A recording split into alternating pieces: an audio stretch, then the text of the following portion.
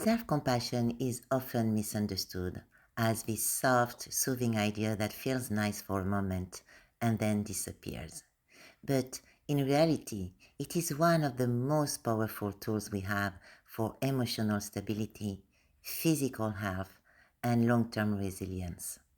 If you're a highly sensitive person or an empath, its impact is even more profound because your system is wired to take in more, feel more, and experience emotions more intensely.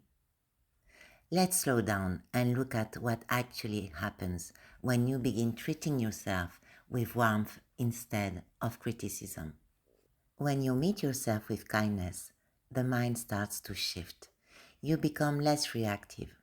The constant mental noise softens. Stress no longer hijacks your entire system.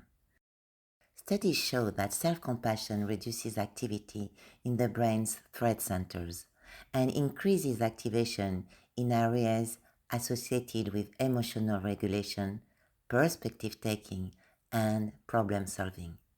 That means your brain becomes better at steadying itself instead of spiraling. This is why people who practice self-compassion often report that life feels more manageable, not because their situations magically change, but because their internal response transforms.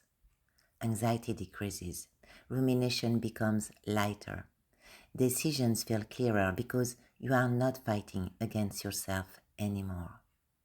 And the benefits go far beyond the mind.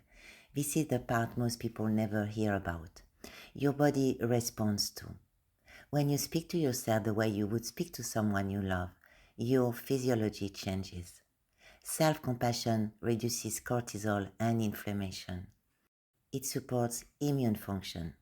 People sleep better, experience less chronic tension, and even report lower intensity of physical pain. This is not imagined. It is your nervous system moving out of survival mode and into restoration. When your inner world softens, your body finally knows it is safe enough to rest.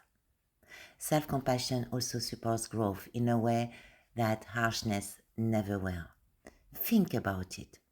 When you are terrified of making mistakes, you avoid risks, challenges, and meaningful opportunities.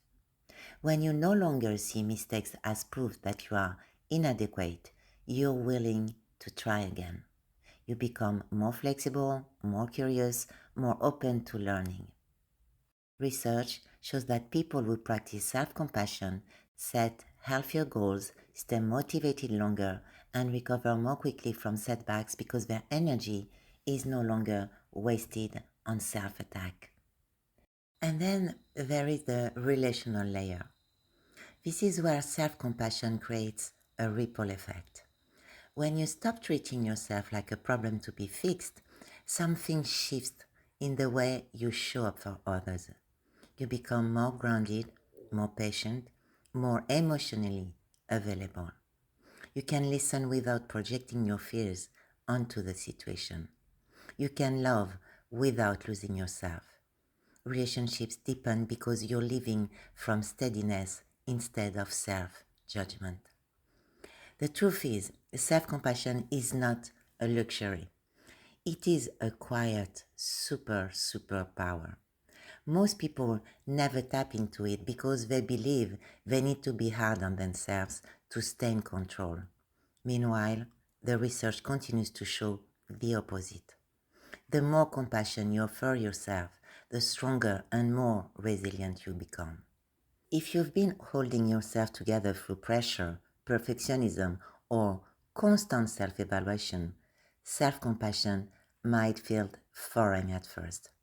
But once you start practicing it, even in small doses, the change is unmistakable. Your mind becomes clearer, your body feels safer, your relationships soften, and life stops feeling like a test you have to pass. Self-compassion doesn't make you weaker. It unlocks a version of you that is more stable, more courageous, and more capable than the one you have been trying to survive through self-criticism. It is quiet, but it is powerful. And once you learn how to access it, it transforms everything from the inside out.